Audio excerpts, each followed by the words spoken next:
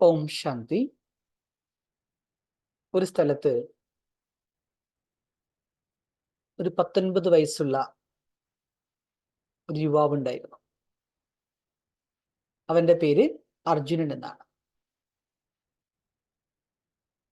ആ ഗ്രാമത്തില് ആളുകളെല്ലാം വളരെയധികം ഒരു മോഡറേറ്റ് ആയിട്ട് വല്ല കുഴപ്പമില്ലാത്ത രീതിയിൽ അങ്ങ് താമസിച്ചു പോവുകയാണ്. ഇത് നല്ലൊരു ഗ്രാമം. ആ പട്ടണത്തിൽ നിന്നും വളരെ ദൂരെയുള്ള സ്ഥലമാണ്. തികച്ചും ഒറ്റപ്പെട്ട് കിടക്കുന്ന പ്രദേശം. അതുകൊണ്ട് തന്നെ ഈ അർജുൻ എന്ന് പറയുന്ന നമ്മുടെ ഈ യുവാവ് ഉള്ളിന്റെ ഉള്ളിൽ അവൻ നല്ല ജാഗരൂകനായിരുന്നു. എങ്കിൽ തന്നെയും ബാഹ്യലോകത്തോട് കുറച്ച് ഭ്രമവും ഉണ്ടായിരുന്നു. ചെറുപ്പക്കാരാകുമ്പോൾ അങ്ങനെയാണല്ലോ. ബേസിക്കലി അവൻ പോസിറ്റീവാണ്, നല്ലൊരു വ്യക്തിയാണെങ്കിൽ തന്നെയും കുറച്ച് ഭ്രമം ബാഹ്യലോകത്തെ കുറിച്ചും ഉണ്ടായി. അപ്പോൾ അർജുനൻ എപ്പോഴും ഇങ്ങനെ ചിന്തിക്കുമായിരുന്നു, എനിക്ക് എന്തെങ്കിലുമൊക്കെ കുറച്ച് വലിയ കാര്യങ്ങൾ ചെയ്യണം. എല്ലാവരും ഗ്രാമവാസികൾ ഒഴുക്കിനെത്തങ്ങ് പോകുന്നു, അതുപോലെ എനിക്ക് ജീവിച്ചാൽ പോരാ, എനിക്ക് എന്തെങ്കിലുമൊക്കെ ചെയ്യണം. അതിനുവേണ്ടി അവൻ പരിശ്രമിക്കുന്നുണ്ടായി. അവൻ കൂടുതൽ സമയം ഇങ്ങനെയുള്ള ധ്യാന സംബന്ധമായ കാര്യങ്ങള്, ആത്മീയമായ കാര്യങ്ങളിലൊക്കെ ഇടപെടുന്നു. അതിലൂടെ എനിക്ക് എന്തെങ്കിലുമൊക്കെ ചെയ്യാനും കഴിയുമെന്ന് വിചാരിച്ചു. അപ്പോ ഇത് കണ്ട ആളുകൾ പറഞ്ഞു, നീ എന്ത് കാണിക്കുന്നു ഈ കൊച്ചു പ്രായത്തിൽ? ഇതൊക്കെ വയസ്സാവർക്കുള്ള കാര്യമാണ്. നീ ധ്യാനം ചെയ്യാൻ പോകും, മെഡിറ്റേറ്റ് ചെയ്യും, നീ സന്യാസിയാകാൻ പോവുകയാണോ? ഇത് ചെറുപ്പക്കാർക്ക് പറഞ്ഞ കാര്യങ്ങളെല്ലാം വൃദ്ധർക്കുള്ളതാണ് എന്ന് പറഞ്ഞ് അവൻ നാട്ടിലെ ആളുകൾ അവനെ ഡിസ്കറേജ് ചെയ്യും, പരിഹസിക്കാൻ തുടങ്ങി. പക്ഷേ ഇത് അവർ പറയുന്നതാണ്, ഈ യൂത്ത് എന്ന് പറയുന്ന എൻജോയ്മെന്റിന്റെ സമയമാണ്. ലൈഫിന്റെ എൻജോയ്മെന്റ് ഇപ്പോഴേ ഉള്ളൂ. ഇത് കഴിഞ്ഞാൽ പിന്നെ ആസ്വദിക്കാൻ പറ്റുമോ? അതുകൊണ്ട് നീ എന്താണ് ധ്യാനിക്കാൻ പോവുകയാണോ, സന്യാസിയാകാൻ പോവുകയാണോ എന്നൊക്കെ പറഞ്ഞിട്ട് എല്ലാവരും, വീട്ടുകാരുൾപ്പെടെ, അവനെങ്ങനെ നിരുത്സാഹപ്പെടുത്തിക്കൊണ്ടിരിക്കുന്നു. കാരണം ഓൾറെഡി അവന് ഭ്രമം കിടപ്പുണ്ട്, പുറത്തേക്ക് പോകാനുള്ള ടെൻഡൻസി കിടക്കുകയാണ്. ആ ഒരാളോട് ഇങ്ങനെ പറയുന്ന അവസ്ഥ എന്തായിരിക്കും? എങ്കിലും അവന്റെ ഉള്ളിന്റെ ഉള്ളിൽ അവന് നല്ലൊരു പോസിറ്റീവും കൂടെ ആയതുകൊണ്ട് അവൻ ചിന്തിക്കും. ഒരു ദിവസം അർജുനൻ മനസ്സിന് ശാന്തി കണ്ടെത്തണം, കുറച്ചു സമയം നിശബ്ദനായിരിക്കണം എന്ന് വിചാരിച്ചു. അതുകൊണ്ട് അദ്ദേഹം എന്ത് ചെയ്തു? തൊട്ടടുത്തുള്ള ഒരു പഴയ ആശ്രമത്തിലേക്ക് പോയി. എന്നും അവിടെ ചെന്ന് ആരോടും സംസാരിക്കാതെ മൗനമായിരിക്കാൻ തുടങ്ങി. ആരോടൊന്നും ചോദിക്കുന്നില്ല, ഒന്നും പറയുന്നില്ല, ആരും പറയുന്നത് കേൾക്കാനും തയ്യാറാകുന്നില്ല. തികച്ചും ഒറ്റപ്പെട്ട് ഒരു മൂലയ്ക്ക് പോയി ധ്യാനനിരതനായിട്ടിരിക്കും. വളരെ ദീർഘസമയം സൈലൻസിലിരിക്കും. ആദ്യമൊന്നും അവന് വലിയ അനുഭവം ഒന്നും തോന്നിയില്ല, വെറുതെ പോയിരിക്കുന്ന ടൈം പാസ് അത്രയായിരുന്നു. എന്നാൽ പിന്നെ പിന്നെ അവന്റെ മനസ്സിൽ നല്ല നല്ല വിചാരങ്ങളൊക്കെ ഉടലെടുക്കാൻ ആരംഭിച്ചു. അതിന്റെ പരിണാമം എന്നോണം അവനെ കുറിച്ച് കാര്യങ്ങളൊക്കെ മനസ്സിലാകാൻ തുടങ്ങി. അവന്റെ മനസ്സിന്റെ ചഞ്ചലത, അങ്ങനത്തെ ഭ്രമം ഉണ്ടെന്ന് പറഞ്ഞല്ലോ, അതെല്ലാം പതുക്കെ പതുക്കെ കുറയാൻ തുടങ്ങി. അവന്റെ മനസ്സിനും ബുദ്ധിക്കും സ്ഥിരത കൈവരാൻ ആരംഭിച്ചു. ഒരു ദിവസം ഗ്രാമത്തിലുള്ള ഒരു ചെറുപ്പക്കാരൻ അർജുനോട് ചോദിച്ചു, നീ എവിടേക്കാ രാവിലെ പോകുന്നത്? എല്ലാ ദിവസവും പോകുന്നുണ്ടല്ലോ, അവിടെ ഇപ്പൊ നീ എന്തെടുക്കുക? നിന്നെ കാണാനേ ഇല്ല. അർജുൻ പുഞ്ചിരിച്ചുകൊണ്ട് പറഞ്ഞു, ഞാൻ എന്നെ മനസ്സിലാക്കാൻ പോവുകയാണ്. ഈ യാത്രയിൽ ഞാൻ എന്നെ തിരിച്ചറിഞ്ഞു. പതുക്കെ പതുക്കെ അർജുനന്റെ ആ സാന്നിധ്യം അടുത്ത ആളുകൾക്ക് വളരെ പോസിറ്റീവ് ഫീൽ ചെയ്യാൻ തുടങ്ങി. അർജുനിൽ എന്തൊക്കെയോ മാറ്റങ്ങളുണ്ട്, അവൻ എന്തൊക്കെയോ പ്രത്യേകതകളുണ്ടെന്ന് ഗ്രാമവാസികൾക്ക് തോന്നാൻ തുടങ്ങി. നേരത്തെ ആരൊക്കെയോ അവനെ പരിഹസിച്ചിരുന്നോ, ഇപ്പോൾ അവരെല്ലാം അല്പനേരത്തെ ശാന്തിക്ക് വേണ്ടി, സന്തോഷത്തിന് വേണ്ടി അർജുനെ തേടിയെത്തും. കുറച്ചു നേരം അവന്റെ കൂടെ ഇരിക്കും, അവൻ പറയുന്ന കാര്യങ്ങളൊക്കെ അല്പനേരം കേട്ടിരിക്കും.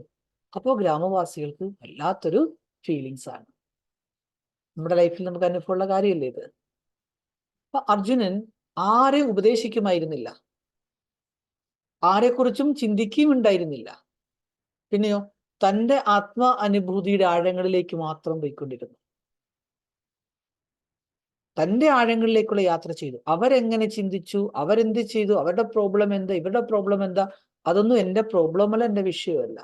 എന്നാൽ എല്ലാവരും വരുന്നു, പറയുന്നു, ജസ്റ്റ് കേൾക്കുന്നു. പക്ഷെ അർജുൻ മെയിൻറ്റെയിൻ ചെയ്ത് തൻ്റെ സ്വസ്ഥിതിയാണ്. ഈ സ്വസ്ഥിതിയാണ് മറ്റുള്ള അനേക ആളുകൾക്ക് പ്രേരണയായി. അങ്ങനെ കുറച്ച് മാസങ്ങൾക്ക് ശേഷം ആ ഗ്രാമത്തിലെ യുവാക്കളും ഈ മൗന സാധന ആരംഭിച്ചു. അർജുനെ പോലെ അവരും ആകാൻ ശ്രമിക്കാൻ തുടങ്ങി. അങ്ങനെ ആ ഗ്രാമത്തിൽ പെട്ടെന്നൊരു ആത്മീയതയുടെ ഒരു അന്തരീക്ഷം ഉണ്ടാകാൻ തുടങ്ങി. ആർക്കും ഒരു തരത്തിലുള്ള ബുദ്ധിമുട്ടുകളില്ല, ആരും പരസ്പരം വഴക്കടിക്കില്ല, എല്ലാവരും നല്ല ശാന്തമായിട്ട് ഒരു ഫുൾ ആശ്രമം പോലെയായി തീർന്നു ആ ഗ്രാമം. ഒരാളുടെ മാറ്റത്തിലൂടെ, ഒരാളുടെ സ്ഥിതിയിലൂടെ ആ പ്രദേശം എങ്ങനെയായി തീർന്നു. അതുകൊണ്ട് നമ്മൾ മനസ്സിലാക്കേണ്ട വിഷയം, സ്വയം നമ്മളാണ് മാറേണ്ടത്, മറ്റുള്ളവരെയല്ല. നമ്മൾ യോഗം ചെയ്യുമ്പോൾ അത് ഒരു പ്രദർശനമല്ല, അതൊരു എക്സ്പീരിയൻസ് ആണ്. മെഡിറ്റേഷൻ എന്ന് പറയുന്നത് അനുഭൂതിയുടെ തലമാണ്, പുറമേ കാണിക്കാൻ പറ്റുന്ന സാധനമല്ല. ശുദ്ധ സങ്കല്പങ്ങളുടെ ശക്തിയിലൂടെ നമ്മൾ നമ്മുടെ സംസ്കാരങ്ങളെ പരിവർത്തനപ്പെടുത്തണം. അപ്പോൾ തീർച്ചയായിട്ടും സാഹചര്യവും പരിവർത്തനപ്പെടും. എപ്പോഴാണോ നമ്മൾ ആത്മാക്കൾ സ്ഥിരത കൈവരിക്കുന്നത്, അപ്പോൾ അതിൻ്റെ പ്രഭാവം തീർച്ചയായിട്ടും ഈ മുഴുവൻ ലോകത്തിനും പരക്കുകയും ചെയ്യും. അതുകൊണ്ട് ഇന്ന് അവ്യക്ത ബാബ്ദാദ നമുക്ക് നൽകുന്ന അവ്യക്ത നിർദ്ദേശമാണ്, യോഗത്തിൻ്റെ പ്രയോഗത്തിലൂടെ സിദ്ധി സ്വരൂപനായിട്ട് മാറും. യോഗത്തിന്റെ പ്രയോഗം എന്ന് പറയുമ്പോൾ തൻ്റെ ശുദ്ധ സങ്കല്പങ്ങളുടെ പ്രയോഗം ശരീരത്തിൻ്റെ മേലും മനസ്സിൻ്റെ മേലും സംസ്കാരങ്ങളുടെ മേലും പ്രയോഗിച്ച് അനുഭവം ചെയ്ത് മുൻപോട്ട് പോകും. എൻ്റെ ജീവിതം എന്നത് എൻ്റെ എക്സ്പീരിയൻസ് ആണ്. ഇതിൽ മറ്റുള്ളവരെന്തു പറയുന്നു അത് കേൾക്കേണ്ടതിൻ്റെ ആവശ്യമില്ല. എന്തിനാ അങ്ങനെ ചെയ്യുന്നത്, ഇതിങ്ങനെ ചെയ്തുകൂടെ, എങ്ങനെ ചെയ്യാൻ പാടില്ലല്ലോ, ഇതൊന്നും ഇവിടുത്തെ വിഷയമേ അല്ല. പറയില്ലേ, പൊതുജനം പലവിധം, ഓരോരുത്തർക്കും വ്യത്യസ്തമായ അഭിപ്രായങ്ങളായിരിക്കും. അതെല്ലാം കേൾക്കാൻ പോയി നമുക്ക് ഡിസിഷൻ എടുക്കാൻ പറ്റുമോ? 100 അഭിപ്രായങ്ങൾ ഉണ്ടാവും ഒരു വിഷയത്തെക്കുറിച്ച്, പക്ഷെ തീരുമാനം ഒന്നല്ലേ എടുക്കാൻ പറ്റുള്ളൂ. അതുകൊണ്ട് സെൽഫ് ഡിസിഷൻ, അതിന് നമ്മൾ പ്രാധാന്യം കൊടുക്കണം. അതുകൊണ്ട് ആദ്യം ഞാൻ ഈ അനുഭവത്തിലേക്ക് മുൻപോട്ട് പോകും, എനിക്ക് എക്സ്പീരിയൻസ് ഉണ്ടാകണം, എനിക്ക് അനുഭൂതി ചെയ്യണം. ഇത് ആന്തരികമായ ഒരു പുരുഷാർത്ഥത്തിന്റെ വിഷയമാണ്. അതുപോലെ വ്യക്തിഗത രൂപത്തിൽ നമ്മളിത് പ്രാക്ടിക്കൽ അപ്ലൈ ചെയ്ത് നോക്കൂ. നമ്മുടെ വ്യക്തിപരമായ ജീവിതത്തിൽ, പേഴ്സണൽ ലൈഫിൽ ഈ യോഗത്തിന്റെ പവർ എന്താ, അപ്ലൈ ചെയ്ത് നോക്കൂ. അപ്പോൾ തീർച്ചയായിട്ടും ആ ശക്തി നമ്മുടെ ഉള്ളിൽ വർദ്ധിച്ചുകൊണ്ടിരിക്കും. അങ്ങനെ ശാന്തിയുടെ ശക്തി ഒരാളിൽ നിന്നും അടുത്തൊരാളിലേക്ക്, അതിൽ നിന്നും മൂന്നാമതൊരാളിലേക്ക്, അങ്ങനെ സംഘടിത രൂപത്തിലേക്ക് അത് പരിവർത്തനപ്പെടുകയും അത് വിശ്വത്തിന്റെ മുൻപിൽ നല്ല പ്രഭാവം കാഴ്ചവെക്കുകയും ചെയ്യും. അതുകൊണ്ട് നമ്മൾ ഇതിൽ നിന്നും പഠിക്കുന്ന പാഠം, പ്രാക്ടീസ് പ്യുവർ തോട്ട്സ്, ശുദ്ധ സങ്കല്പങ്ങളുടെ പ്രാക്ടീസ് ചെയ്യുക. Don't worry about others behaviour, മറ്റുള്ളവരുടെ സ്വഭാവം എന്താണ്, പെരുമാറ്റം എന്താണ്, നമ്മുടെ വിഷയമല്ല. പിന്നെയോ practice maintaining pure thoughts regardless, മറ്റൊന്നിനെയും പരിഗണിക്കാതെ പോസിറ്റീവ് തോട്ട്സ് മെയിൻറ്റെയിൻ ചെയ്യുവാൻ പരിശ്രമിച്ചുകൊണ്ടിരിക്കുക. ഉദാഹരണത്തിന്, നമ്മുടെ കൂടെ പഠിക്കുന്ന ഒരു ക്ലാസ്മേറ്റ് നമ്മളോട് വളരെ മോശമായി സംസാരിക്കുന്നു, ഡോണ്ട് റിയാക്ട്. ഇവിടെ നമ്മൾ പ്രതികരിക്കേണ്ട ആവശ്യമില്ല, but stay calm and respond politely. അങ്ങനെ സാഹചര്യത്തിൽ നമ്മൾ അവരോട് മിതമായിട്ട് ശാന്തമായിട്ട് സംസാരിക്കുക എന്നുള്ളതാണ്. മറ്റൊരു വിഷയം, പ്രോഗ്രസ് ത്രൂ സെൽഫ് എക്സ്പീരിയൻസ്. അനുഭവത്തിലൂടെ, അനുഭൂതിയിലൂടെ നമ്മൾ മുൻപോട്ട് പോകും. Instead of comparing yourself to others, നമ്മൾ നമ്മളെ മറ്റുള്ളവരുമായി കമ്പയർ ചെയ്യാതെ focus on improving our own experience and state of mind. നമ്മൾ നമ്മളിലേക്ക് തന്നെ ഫോക്കസ് ചെയ്തിട്ട് ആ ഫോക്കസിങ് പവർ കൂട്ടിയിട്ട് നമ്മുടെ അനുഭവത്തെക്കുറിച്ച് എൻ്റെ അനുഭവം എന്താണ്, എൻ്റെ സ്റ്റേറ്റ് ഓഫ് മൈൻഡ് എന്താണ്, അതിൻ്റെ അനുഭൂതി ചെയ്യും. ഉദാഹരണത്തിന്, ഇപ്പോൾ എന്തെങ്കിലും ഒരു ഗ്രൂപ്പിൽ ഏറ്റവും കുറച്ച് സംസാരിക്കുക. മീറ്റിംഗ് എന്ന് പറയുമ്പോൾ എന്താണ്, എല്ലാവരും സംസാരിക്കും, ഒച്ചയും ബഹളം ഉണ്ടാക്കും. കമ്മിറ്റി അങ്ങനെയല്ലേ.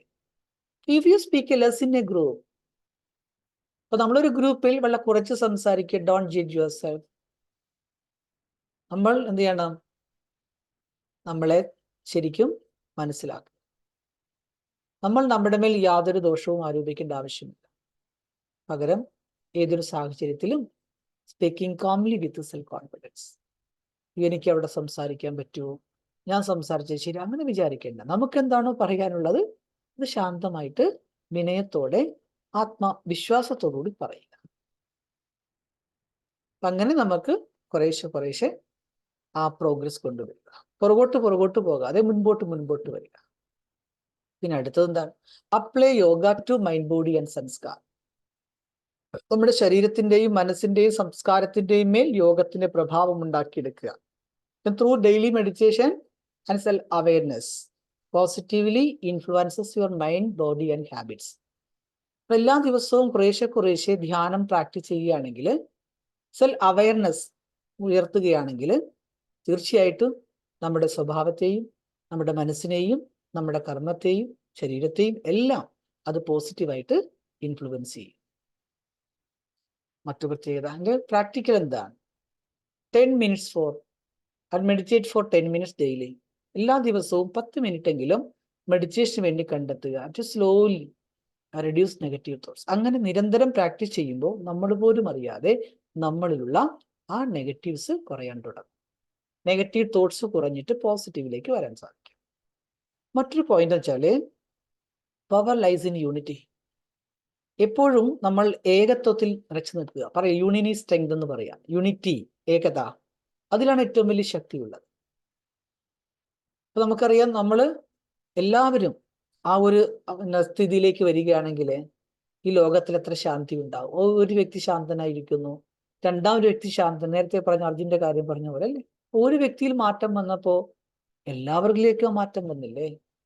അതേപോലെ നമ്മളിലെ ഒരു വ്യക്തിയിൽ ഉണ്ടാകുന്ന ആ ഒരു ചെറിയ മാറ്റമാണ് ഓവറാൾ മൊത്തത്തിലുള്ള ലോകത്തിന്റെ മാറ്റത്തിന് കാരണമാകുന്നത്. അതുകൊണ്ട് ആ യൂണിറ്റിയിലേക്ക് നമ്മൾ, ആ യൂണിറ്റി എന്നുള്ള ഏകത്വത്തിലേക്ക് നമ്മളെ കൊണ്ടുവരിക. അപ്പോൾ നമുക്ക് തീർച്ചയായിട്ടും ഈ ലോകത്തിന്റെ അന്തരീക്ഷത്തെ മാറ്റാനായിട്ട് സാധിക്കും. ഉദാഹരണം, ഇപ്പൊ സ്കൂളിലോ കോളേജിലോ ഒരു മെഡിക്കൽ ക്ലബ് ഉണ്ടാക്കുക. നമ്മളിപ്പോ ഒന്ന് കോളേജ് അല്ലെങ്കിൽ ജോലി സ്ഥലങ്ങള്, അവിടെയൊക്കെ നമ്മൾ കൊച്ചു മെഡിറ്റേഷൻ ക്ലബ്, മെഡിക്കൽ ക്ലബ് അല്ല, മെഡിറ്റേഷൻ ക്ലബ്ബ് ഉണ്ടാക്കിയാൽ കുറച്ച് സമയം എല്ലാവരും ചേർന്നിരുന്ന് അല്പനേരം നല്ല കാര്യങ്ങൾ സംസാരിച്ചാൽ എന്തായിരിക്കും? ഒരിക്കലും പോലീസ് സ്റ്റേഷൻ ക്ലാസ്സിലെത്താൻ പോയപ്പോ അടുത്ത പോലീസ് പറഞ്ഞു, ദിവസം പറഞ്ഞു, ഞങ്ങളെല്ലാം ആഴ്ചയിൽ ഒരിക്കലും കൂടാറുണ്ട്. കാരണം എല്ലാവർക്കും ഓരോരോ പ്രോബ്ലങ്ങളാണ്. പുറമെ ഞങ്ങൾ പോലീസാണ്, എല്ലാവരുടെയും പ്രോബ്ലം കൂടി നടക്കും. പക്ഷെ ഞങ്ങളുടെ പ്രോബ്ലം ആരോട് പറയാനാ? എല്ലാവരും വന്ന് നിസ്സാരമായ പ്രശ്നം മുഴുവൻ വലിയ വിഷയം ഇവിടെ കൊണ്ട് പറയും, പരീക്ഷ എന്നിട്ട് പോകും. ഞങ്ങൾ ഇതിന്റെ എല്ലാം പുറകെ ആരം വെളുത്ത് വയ്യോളം ഓടണം. ചിലതൊക്കെ നടക്കും, ചിലതൊക്കെ നടക്കത്തില്ല. പക്ഷെ ഞങ്ങൾക്കിടെ പ്രോബ്ലം, ഞങ്ങൾക്കിടയിൽ, ഞങ്ങളുടെ വ്യക്തിപരമായ ലൈഫിൽ ഞങ്ങളുടെ ദുഃഖങ്ങൾ ഞങ്ങളുടെ പിള്ളേരോട് പറയും. അതിന് ഞങ്ങൾ എന്ത് ചെയ്തിട്ടുണ്ട്? ആഴ്ച ഒരു ദിവസം, അധികം ഡ്യൂട്ടിയുടെ തിരക്കില്ലാത്ത ഒരു ദിവസം, അത് ഇന്ന ഡേ എന്നൊന്നുമില്ല, പ്രത്യേകിച്ച് അധികം ഓവറായിട്ട് ഡ്യൂട്ടി ഇല്ലാതെ വരുന്നൊരു ദിവസം ഉണ്ടെങ്കിൽ ഞങ്ങൾ പെട്ടെന്ന് എല്ലാവരും ഒത്തുകൂടും. അങ്ങോട്ടും ഇങ്ങോട്ട് ഷെയർ ചെയ്യും.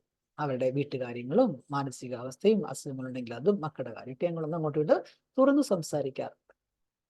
കുറച്ച് ഞങ്ങൾ എന്ത് ചെയ്യും, ഏതെങ്കിലുമൊക്കെ ഒരു നല്ല തോട്ട്സ് എടുത്തിട്ട് ഞങ്ങൾ അതിലങ്ങ് കുറച്ചിരിക്കും. നല്ലൊരു കാര്യമല്ലേ? വർക്കിംഗ് അല്ലേ, പ്രഷർ കുറയ്ക്കാൻ, പേ പ്രഷർ. അതേസമയം നമ്മുടെ ജോലി സംബന്ധമായ റെസ്പോൺസിബിലിറ്റി ആയിട്ട് ബന്ധപ്പെട്ട സ്ട്രെസ് കുറയ്ക്കാനൊക്കെ നല്ലതാണ്. അതേപോലെ സ്കൂളിൽ കുട്ടികൾക്ക് എന്ത് വേണം? ഒരു മെഡിറ്റേഷൻ ക്ലബ്ബ് നല്ലതായിരിക്കും. അതിൽ stay focused in your inner goal. ഇനി നമുക്കൊരു ആന്തരിക ലക്ഷ്യമുണ്ട്, എനിക്ക് എന്തായിരിക്കണം, എനിക്ക് എന്താണ് ചെയ്യേണ്ടത്, അതിലേക്ക് നമ്മൾ നമ്മുടെ മനസ്സിനെ ഫുള്ളായിട്ട് ഫോക്കസ് ചെയ്യുക. Inner effort, focus on building your own soul power. അതിലൂടെ നമുക്ക് ആത്മശക്തി വർദ്ധിപ്പിക്കാൻ സാധിക്കും. ഒരിക്കലും നമുക്കൊരു കാര്യം നടന്നില്ലല്ലോ, അവരെ പോലെ എനിക്ക് ആകാൻ സാധിച്ചില്ലല്ലോ എന്നോർത്തൊരിക്കലും നമ്മൾ എന്ത് ചെയ്യാൻ പാടില്ല? നിരാശരാകാൻ പാടില്ല, ഡിസ്ഹേർട്ടഡ് ആകരുത്. പിന്നോ മറ്റുള്ളവരുടെ നേട്ടം കണ്ടു, സോഷ്യൽ മീഡിയ കണ്ടില്ല, അവരൊക്കെ എന്ത് പെർഫോം ചെയ്യുന്നു, അത് എനിക്ക് ചെയ്യാൻ പറ്റുന്നില്ലല്ലോ, അവരൊക്കെ എന്തൊക്കെ നേടുന്നു, എനിക്ക് പറ്റുന്നില്ലല്ലോ. ഇങ്ങനെ കണ്ട് കമ്പയർ ചെയ്ത് നമ്മൾ നമ്മുടെ അവസ്ഥയെ നിരാശയിലേക്ക് കൊണ്ടുപോകരുത്. Set your own goal and work on it. നമ്മൾ നമ്മുടെ ഗോൾ സെറ്റ് ചെയ്യൂ, അതിനു വേണ്ടി നമ്മൾ വർക്ക് ചെയ്തോളൂ. പിന്നെ അടുത്തൊരു വിഷയം എന്താണ്?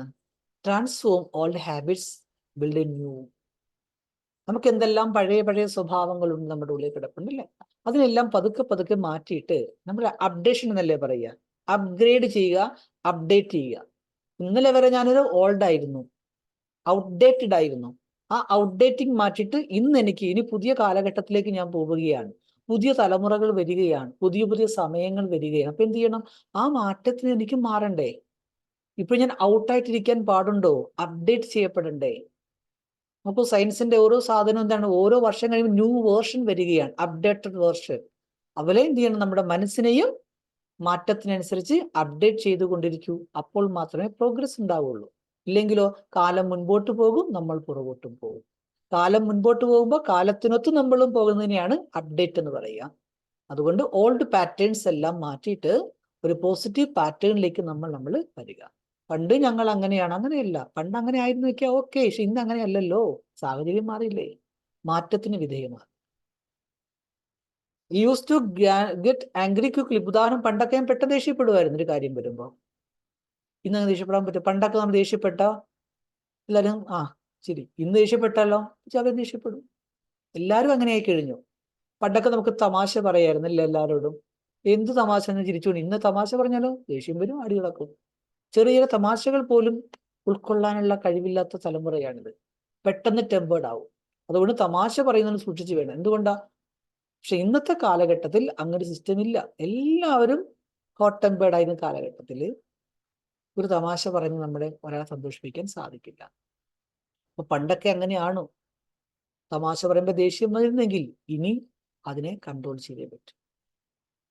Not react but respond after taking 5 deep breath. ആരെങ്കിലും അങ്ങനെ എന്തെങ്കിലും പറഞ്ഞപ്പോൾ എനിക്ക് കേട്ടപ്പോൾ സഹിച്ചില്ല, പെട്ടെന്ന് എനിക്ക് ദേഷ്യം വന്നു. ഓക്കെ, പക്ഷെ ഇത് പരിവർത്തനപ്പെടുത്തു, മാനേജ് ചെയ്യൂ, റെസ്പോണ്ട്. നമ്മളെ റിയാക്ട് ആ സമയത്ത് പെട്ടെന്ന് റിയാക്ട് ചെയ്യാതെ ഒരു 5 മിനിറ്റ് അല്ലെങ്കിൽ 5 ബ്രീത്ത് എടുക്കുക, റിലാക്സ് ചെയ്യുക, എന്നിട്ട് പ്രതികരിക്കുക. അപ്പോൾ പ്രതികരണത്തിന്റെ ശക്തി അല്പം ഒന്ന് കുറയും, ബന്ധങ്ങൾ അവിടെ കട്ടാവാതെ നിൽക്കും, കാര്യങ്ങൾ നടക്കുകയും ചെയ്യും. അതുകൊണ്ട് നമ്മൾ ശ്രദ്ധിക്കേണ്ട പോയിന്റ് എന്താണ്? Start alone but don't stop. Start alone but don't stop. ഏതൊരു കാര്യവും സ്വയത്തിൽ തുടങ്ങുക. നമുക്കറിയാം, ഒരു കാര്യം ചെയ്യാൻ തുടങ്ങുമ്പോൾ ഒരാളെ കാണുള്ളൂ, മുൻപോട്ട് പോകുമ്പോഴോ ഒരു ജാഥയാവും, ഒരാൾക്കൂട്ടമാവും. ഒരാളിൽ തുടങ്ങുന്ന ഒരു കാര്യമാണ് ഒരു സമൂഹത്തിൽ ചെന്ന് പ്രതിഫലിക്കുക. ഞാൻ ഒറ്റയ്ക്കല്ലേ ഉള്ളൂ, ഒറ്റയ്ക്ക് ചെയ്യണമെന്ന് വിചാരിക്കേണ്ട. Start Elon.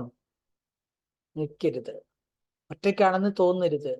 ഒരു സമൂഹം പിന്നെ നിങ്ങളുടെ കൂടെ പുറകെ ഉണ്ടാവും, ഒരു ജനാവലി നിങ്ങളുടെ കൂടെ. ഇപ്പൊ മഹാന്മാരൊക്കെ നോക്കിക്കേ, അവരെല്ലാം ഒറ്റയ്ക്കാണ് ഇവിടെ വന്നത്.